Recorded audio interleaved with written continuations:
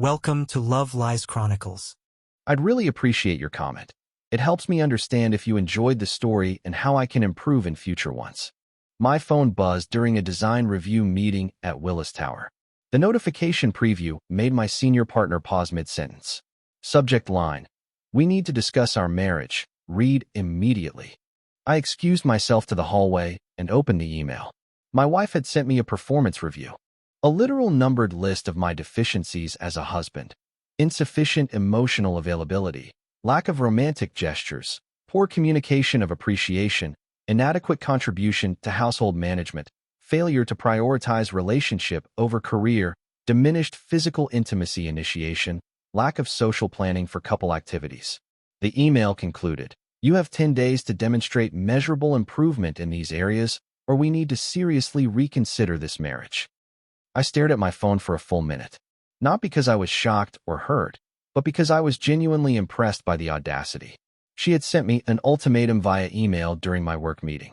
The method of delivery said more than the content ever could. The version of me from 2 years ago might have panicked, might have rushed home with flowers and apologies. But standing in that corporate hallway reading her deadline, something clicked. If she was giving me 10 days to prove my worth to her, then she was also giving me 10 days to evaluate hers. I typed back, "Received. I'll be conducting my own performance review over the next 10 days. Let's see where we both stand." I returned to my meeting with a clarity I hadn't felt in years. That evening, I came home to our Lincoln Park brownstone to find her waiting in the kitchen with a printed document. 3 pages, titled, "What I've Given Up for This Marriage."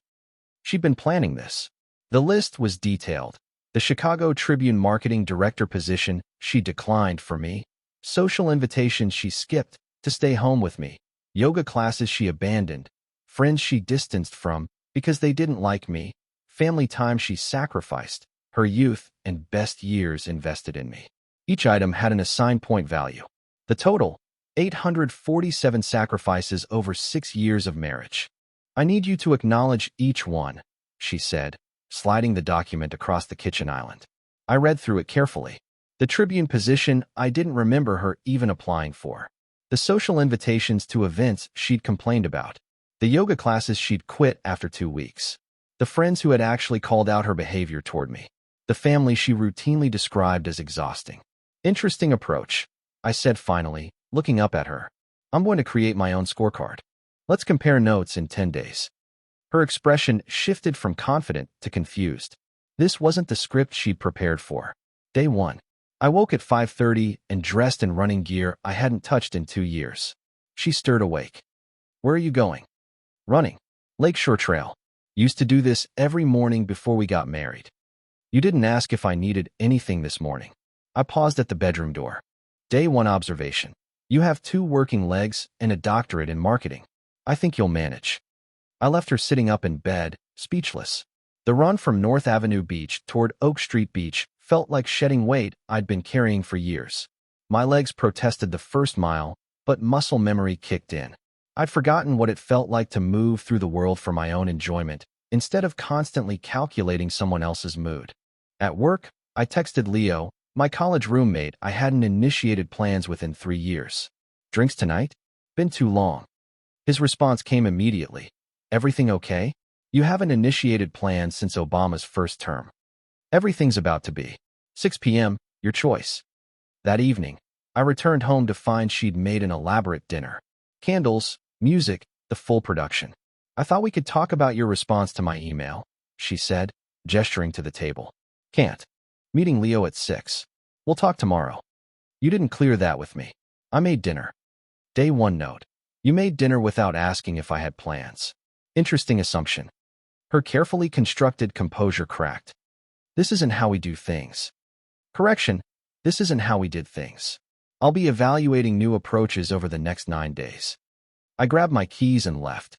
She called Leo's phone 6 times, so we changed our meeting spot to Intelligentsia Coffee near Millennium Park instead of the bar he'd suggested. "What happened to you?" Leo asked when I arrived. "You're different." I explained the email and the sacrifice scorecard. Leo set down his coffee. "Finally, we've been waiting for you to wake up for years." "What do you mean?" "Man, we stopped inviting you to things because she always had an emergency. Every single time. Headache, Family drama, work crisis.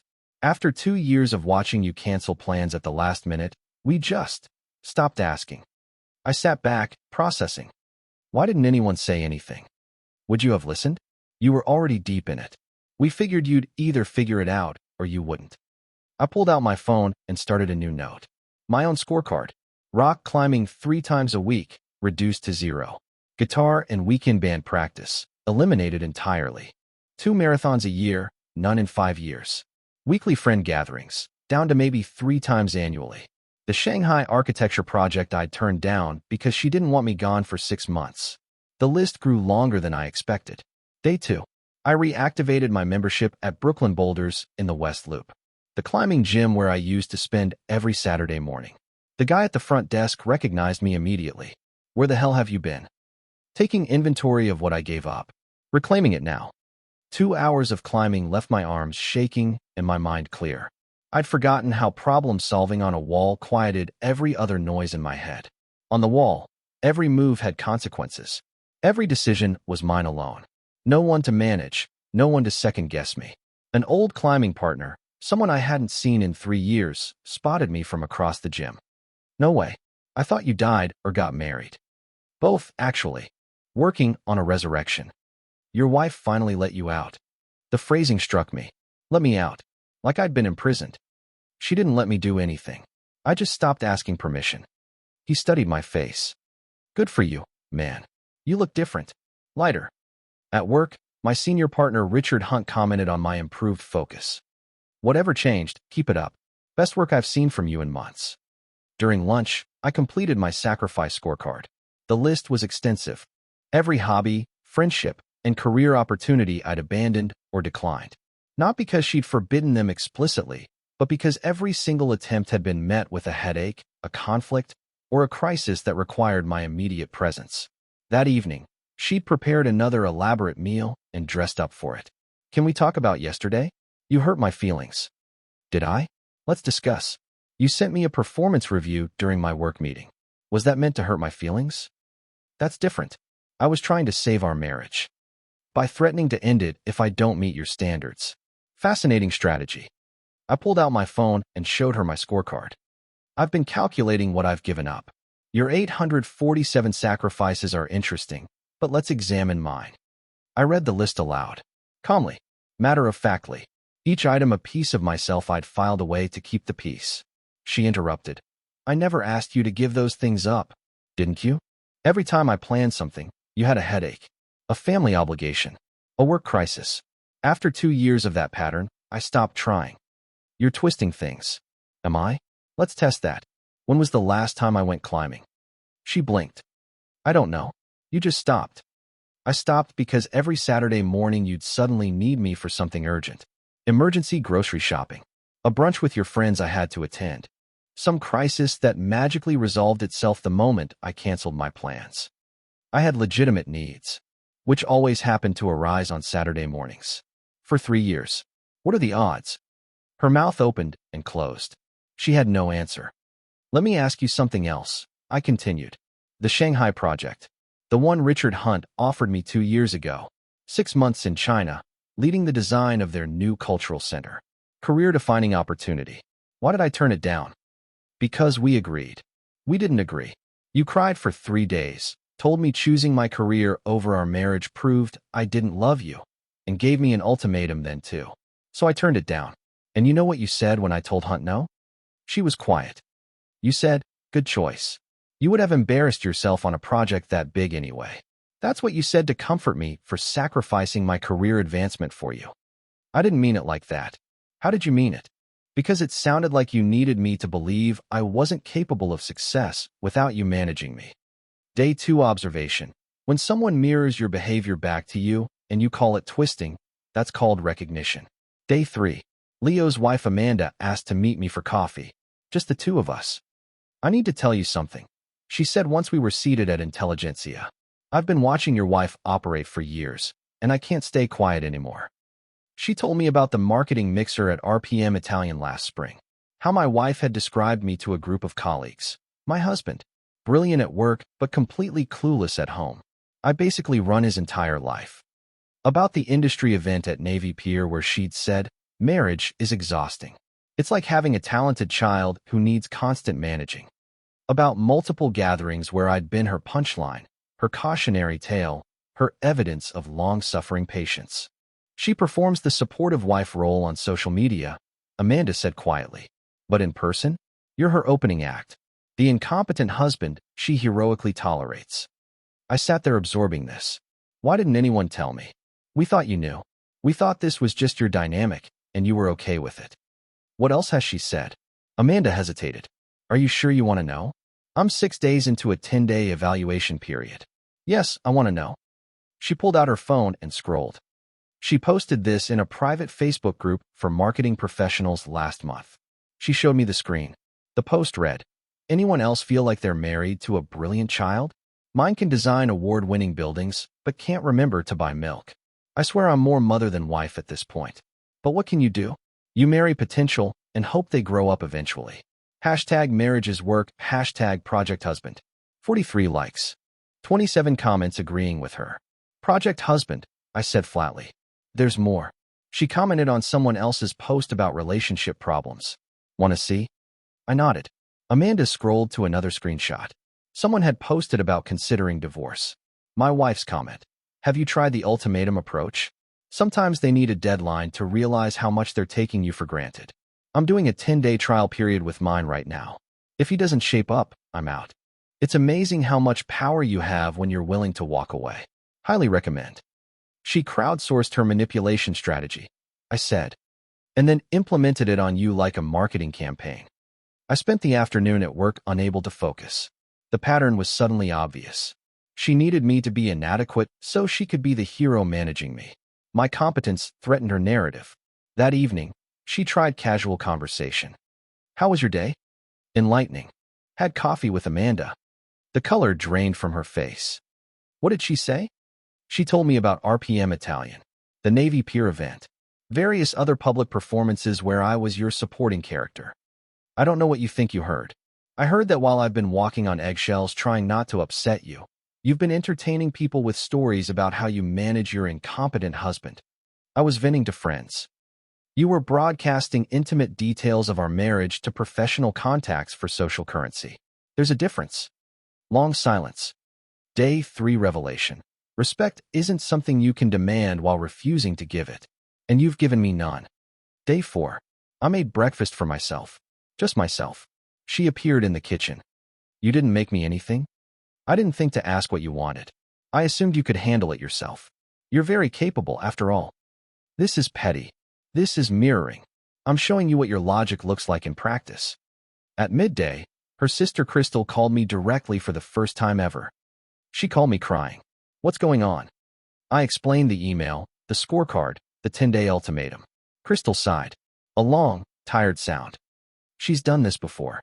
Her last serious relationship ended the same way. Ultimatum, manipulation, then shocked when he left. "Why didn't anyone warn me?" "We tried. You seemed happy initially. We thought maybe she'd changed. But she's never been in a relationship where she didn't need someone to control. Our parents babied her. She's never had to cope with not being the center of someone's universe." "Tell me about the last relationship." His name was Patrick. Lawyer. Successful, stable kind. She did the same thing. Slowly isolated him. Criticized him publicly while playing victim privately. Then gave him an ultimatum when he started pushing back. He left. She had a breakdown, promised to change, started therapy for exactly 4 sessions, then quit when the therapist suggested she might be the problem. "And after Patrick? She found you 6 months later. I watched her do the exact same thing. And I felt sick, but didn't know how to warn you without sounding like the jealous sister. By the time I realized you might listen, you were already in too deep." "What happened to Patrick after he left?" "Last I heard, he's married with 2 kids and looks genuinely happy." She stalked his social media for a year, making bitter comments about how he downgraded to someone less educated. "But he looks free. That's the word I'd use. Free." I thought about that word. Free. "That's what I want," I said. That evening, I came home with a notebook. "We need to discuss your behavior," she began. Agreed. "Let's start with your pattern across relationships." Your sister was very informative. Her face transformed. Betrayal, anger, Calculation. You talked to Crystal about our marriage? You talked to Amanda and half of Chicago's marketing professionals about our intimate life. I had one conversation with your sister. That's family business. And our marriage isn't? Because you made it public business months ago. I opened my notebook. Day 4 observation.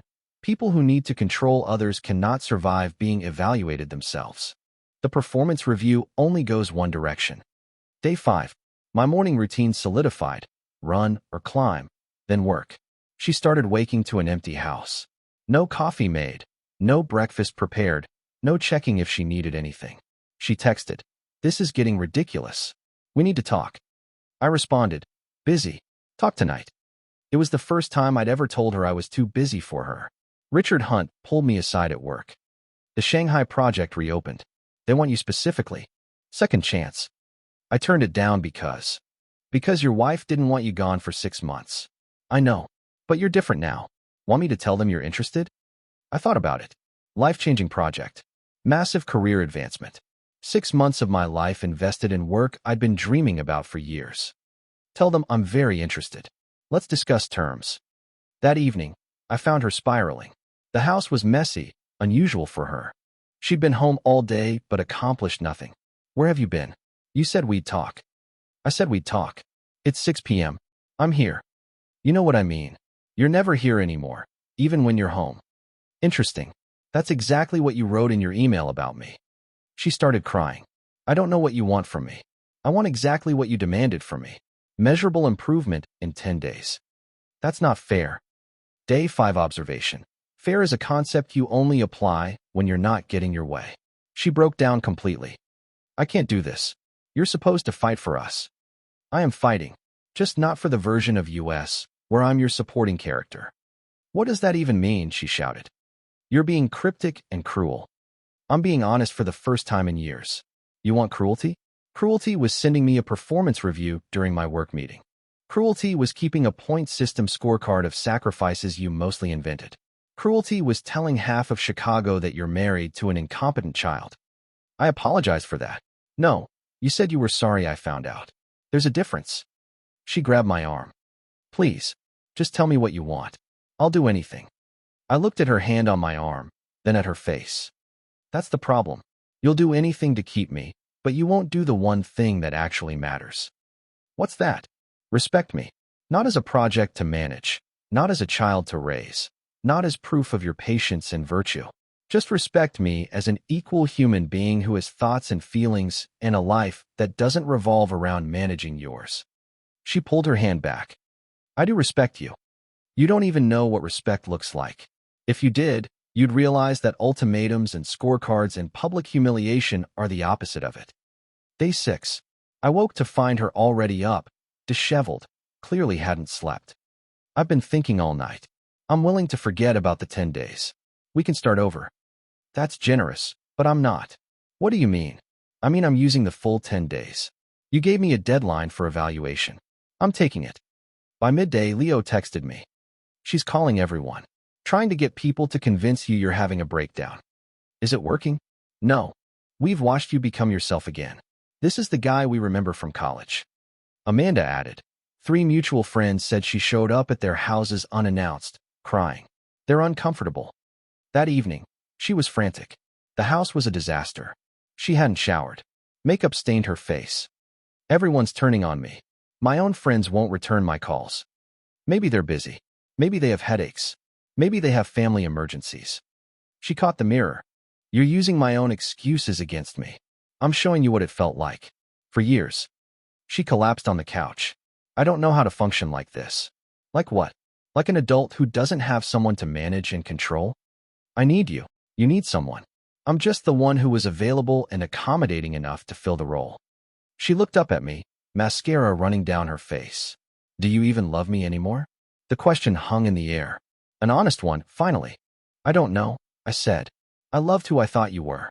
I loved the person you pretended to be when we were dating. But the woman who sends ultimatums and keeps scorecards and broadcasts my failures for sympathy? I don't think I ever knew her well enough to love her. That's not who I am, she whispered. Then who are you? Because for 6 years, every time I got close to figuring that out, you'd shift the narrative.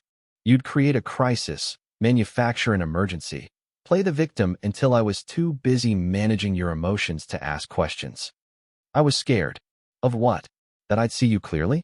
That I'd realize you need me more than I need you? That without someone to control, you're just alone with yourself? She started sobbing. Please don't do this. I'm not doing anything. You started this countdown. I'm just the one willing to let it reach 0. Day 6 realization. You can't survive without someone to depend on. I've spent 6 years being that someone, but I'm starting to realize I can survive just fine without you. Day 7. She'd written a new document overnight. What I'll change, concrete action plan. 3 pages of detailed promises, specific commitments, therapy plans. When did you write this? I asked. Last night. I was up until 4 a.m. Day 7 question. Why did it take a 10-day ultimatum for you to consider changing? Why not when I was actually unhappy? I didn't know you were unhappy. I told you. Multiple times. But my unhappiness wasn't loud enough, wasn't dramatic enough. It didn't threaten your control. That afternoon, she showed up at my office at Willis Tower. She'd never done this before. She looked unwell, hadn't eaten, desperate. I need you to come home. Please. Richard Hunt witnessed this. Is everything all right? My wife was just leaving, weren't you? She realized she'd crossed a line. Left humiliated. That evening. You can't just show up at my work. I didn't know what else to do. You won't talk to me. We talk every evening. You mean I won't absorb your panic and reassure you everything will be okay? Isn't that what partners do? Partners support each other. They don't require constant emotional management. I can't eat. I can't sleep. I can't focus. How are you so calm? Because for the first time in years, I'm not responsible for your emotional state. It's incredibly freeing. She stared at me, really saw me for the first time in years. You really might leave me. Day 7 truth. I'm not leaving you. I'm choosing myself. There's a difference. I don't understand what that means. I sat down across from her. It means that for 6 years, every decision I made was filtered through, how will this affect her mood? Every plan, every conversation, every thought had to pass through that lens. Do you know how exhausting that is?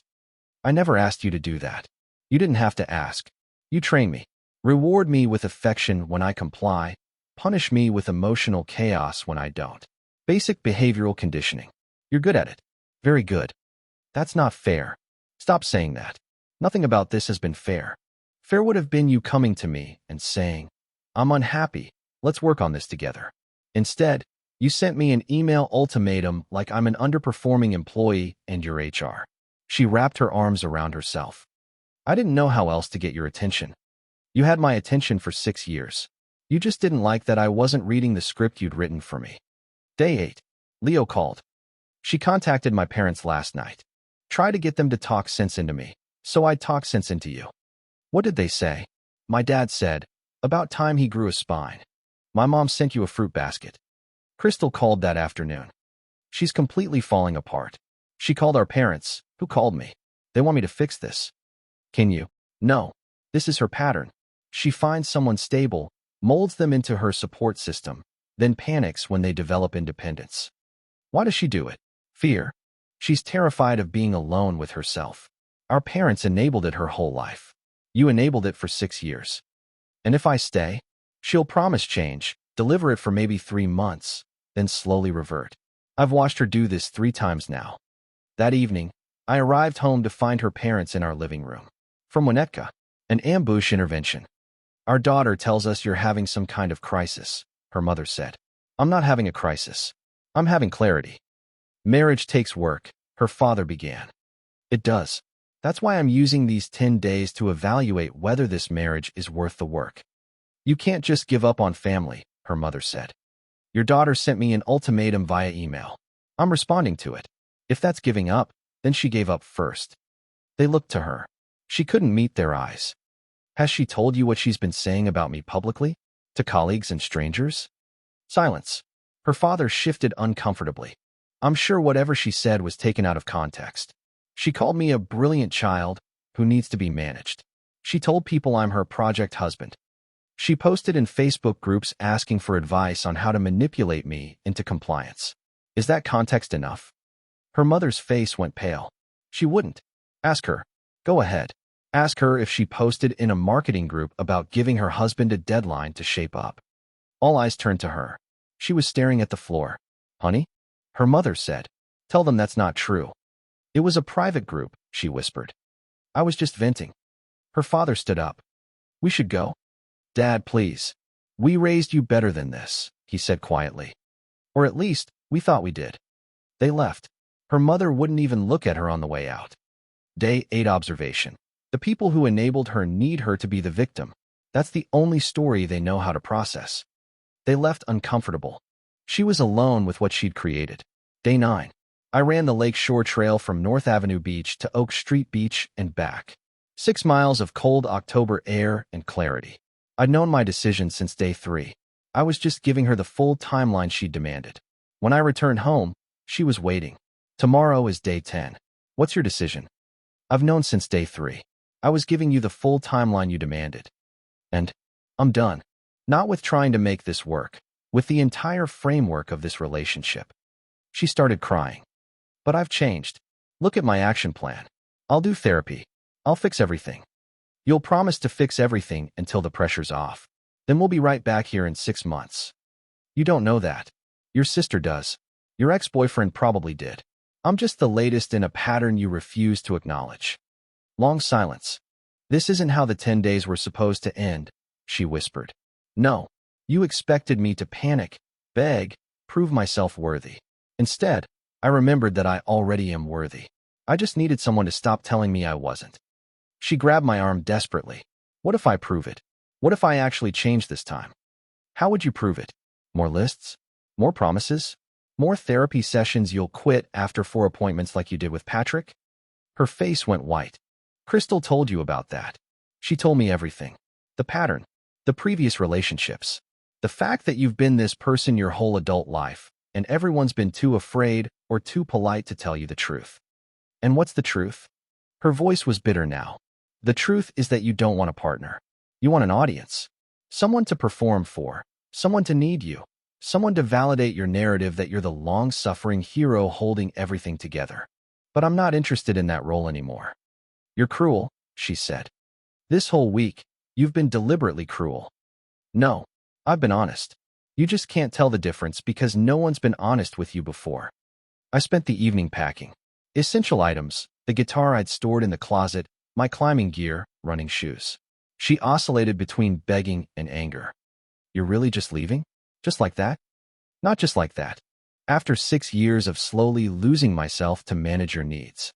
After 10 days of remembering who I am. After realizing I can't save someone who doesn't want to do their own work. I do want to do the work. You want to do enough work to keep me. That's not the same thing. She watched me fold clothes into a suitcase. What about everything we built together? We didn't build anything together. You built a stage, and I performed on it until I forgot I was acting. That's not true. We had good times. We had times when I successfully managed your emotions, and you rewarded me with temporary peace. That's not the same as good times. You're rewriting history, she said, making me into a villain. I'm not rewriting anything. I'm just reading the story without the filter I've been using for 6 years. And you know what? The plot doesn't change. Just my understanding of who the protagonist was supposed to be. She was crying again. Please don't leave tonight. Just stay one more night. Let's talk in the morning. Why? So you can manufacture one more crisis? One more emergency that requires my immediate emotional labor? I'm done with the script. I can't believe you're being this cold. I'm not being cold. I'm being clear.